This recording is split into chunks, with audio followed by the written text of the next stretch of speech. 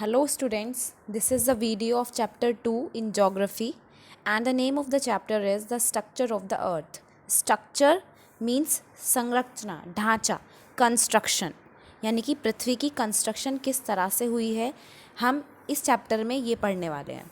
The key points which we are going to discuss are interior of the earth, internal structure of the earth, rocks and minerals and rock cycle. So here in this video we will cover two key points, interior structure and internal structure. So first is interior. Interior means अंदर का, inside या internal of the earth, right? So let's begin. The earth is the only planet in our solar system that support life. यानी कि solar system में एक earth ही एक ऐसा planet है जहाँ पर life है.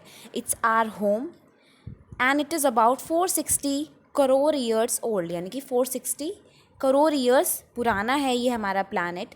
It is dynamic planet. Dynamic यानी कि गतिशील, यानी कि यहाँ पर कांस्टेंट चेंजेस होते रहते हैं. Where changes constantly take place. So जैसे हमने प्रीवियस चैप्टर में पढ़ा था 3 realms of the earth like lithosphere, atmosphere, hydrosphere हमने पढ़ा था. लाइक लाइथोस्फेयर का मतलब क्या होता है? Related to land. Atmosphere air, hydrosphere water. तो और इन सबको कंबाइनली बन के क्या बनता है? बायोस्फेयर. बायोस्फेयर यानी कि जहाँ पर लैंड भी हो, एयर भी हो, वाटर भी हो. यानी कि बायोस्फेयर एक तरह से सारी लाइफ फॉर्म को सपोर्ट करता है लाइक प्लांट्स एंड एनिमल्स. तो the ecological balance depend on the ideal conditions of natural existence. Ecological balance यानी कि एक बैलेंस होना चाहिए लिविंग ऑर्गेनिज्म और इन्वायरमेंट के बीच में. तो ये कब पॉसिबल है? जब ये 3 रियाल्म्स जो हैं यानी कि लाइथोस्फेयर, एटमॉस्फेयर, हाइड्रोस्फेयर एक दूसरे को सपोर्ट करें. Okay, so we still have very limited information about what is inside our earth. यानी कि आज की डेट में भी हमारे पास बहुत कम इन्फॉर्मेशन है कि हमारी पृथ्वी के अंदर क्या है. What is inside our earth. We can't study the inner part of the earth directly. हम पृथ्वी के अंदर के पार्ट्स के बारे में डायरेक्टली नहीं पढ़ सकते हैं just because of high temperature. But how do we get that information. अब जो भी हमारे पास इन्फॉर्मेशन है वो हमें कहाँ से मिली है? हमें ये इन्फॉर्मेशन अर्थक्वेक से मिली है.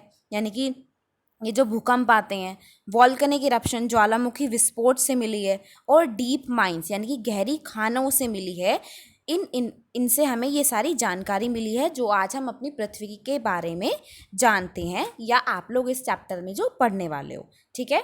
On the basis of certain laws of chemistry and physics scientist ने ये प्रूव किया है, साइंटिस्ट ने ये बताया है कि जो हमारी अर्थ है, जो इंटीरियर ऑफ द अर्थ है वो बना हुआ है रॉक से. रॉक से बना हुआ है. और रॉक किस फॉर्म में है? सॉलिड में भी है और लिक्विड में भी है. सॉलिड में जैसे हम सब ने देखा हुआ है, और लिक्विड यानी कि in the state of magma, in a molten state we can से.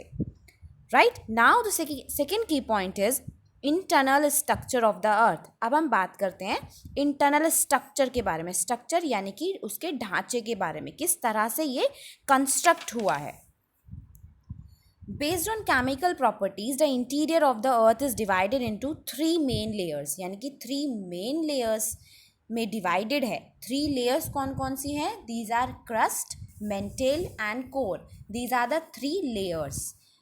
और हर लेयर यानी कि 3 लेयर्स हैं और हर किसी के अपने अपने अलग अलग फीचर्स हैं. So let's study about them one by one. Crust. सबसे पहले क्रस्ट की बात करते हैं, या हम इसको बोलेंगे सरफेस यानी कि सतह, जो बाहरी परत है. The crust is the outer most layer of the earth surface. सबसे बाहर वाली जो परत है वो कौन सी है? वो है क्रस्ट. ये बहुत ज़्यादा थिन है, बहुत ज़्यादा पतली है. इसकी जो थिकनेस है, it's thickness varying from about 5 kilometre under the oceans. यानी कि ओशंस के अंडर ये लगभग 5 किलोमीटर तक है और प्लेन एरियाज में 40 किलोमीटर तक है. The upper part of the crust यानी कि क्रस्ट का जो ऊपर वाला पार्ट है, अपर पार्ट है, वो कॉन्टिनेंटल क्रस्ट है जो कि 40 किलोमीटर तक थिक है. और जो लोअर पार्ट है यानी कि जो कि हम ओशियनिक क्रस्ट बोलते हैं जिसको, विच इज़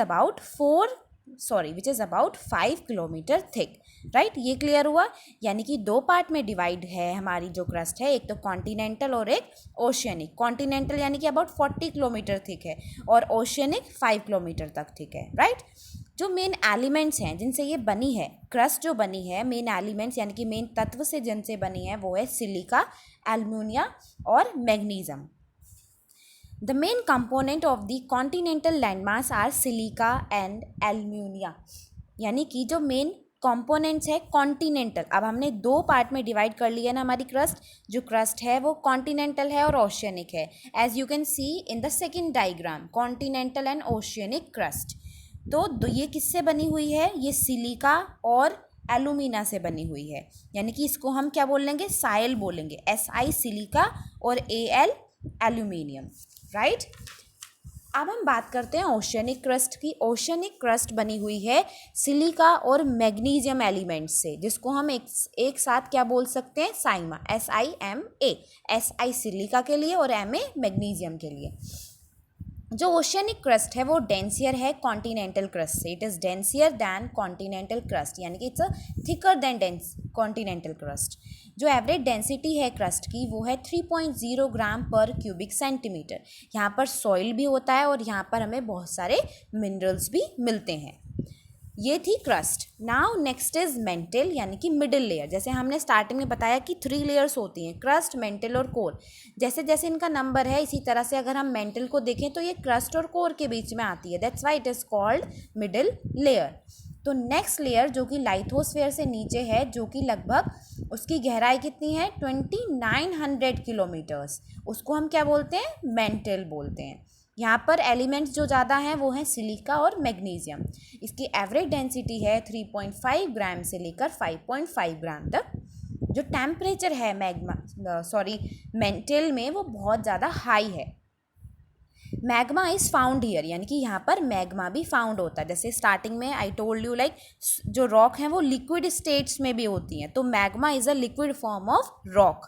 तो यहाँ पर मिडिल लेयर में मैग्मा भी फाउंड होता है। जो एवरेज टेम्परेचर है अपर मेंटल का वो है 870 डिग्री सेल्सियस और लोअर मेंटल का है 2200 डिग्री सेल्सियस। अब हमें ये बात क्लियर हो गई है यहाँ तक पढ़ने के बाद कि जैसे जैसे हम डीप इनसाइड द अर्थ जाएंगे वैसे वैसे टेम्परेचर बढ़ता जा रहा है, you can C. Now the last one is core is below the mental. अब मेंटल से नीचे क्या है, कोर है, यानी कि जिसकी जो लगभग कहाँ तक फैला हुआ, इसकी गहराई कहाँ तक है, 3500 किलोमीटर से 5000 kilometre inside the earth. Core भी हमने 2 पार्ट्स में डिवाइड करी है, आउटर और इनर। जो एवरेज डेंसिटी है वो है 5.0 ग्राम से लेकर 13 ग्राम पर क्यूबिक सेंटीमीटर तक, ठीक है। यहाँ पर outer core is in a liquid state यानी कि rock in a liquid form, और ये क्या है, मोशन में है। मोशन यानी कि यहाँ पर मूवमेंट है। मूवमेंट कैसे है, just because of high temperature, इतना ज़्यादा टेम्परेचर, इतनी ज़्यादा हीट है कि जो यहाँ पर लावा है या जो मैग्मा है वो बहुत ज़्यादा मतलब हीट में है, तो बहुत ज़्यादा यहाँ पर मोशन है।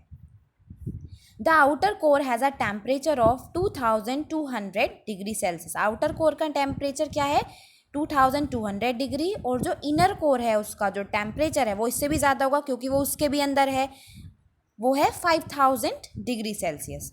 तो जैसे जैसे हम पृथ्वी के अंदर जा रहे हैं हमने ये ऑब्जर्व किया है कि टेम्परेचर बढ़ता जा रहा है। तो it is clear from the above study that the density of the rocks increase as we go down from surface to the core। Surface से यानी कि सतह से जैसे जैसे हम कोर तक जाएंगे ना, टेम्परेचर इसी तरह से बढ़ता चला जाएगा। डेंसिटी यानी कि extend to which something is filled, right. So that's all. I hope ये आपको समझ में आया होगा। नेक्स्ट वीडियो में I will explain you rocks and minerals and rock cycle. Thank you.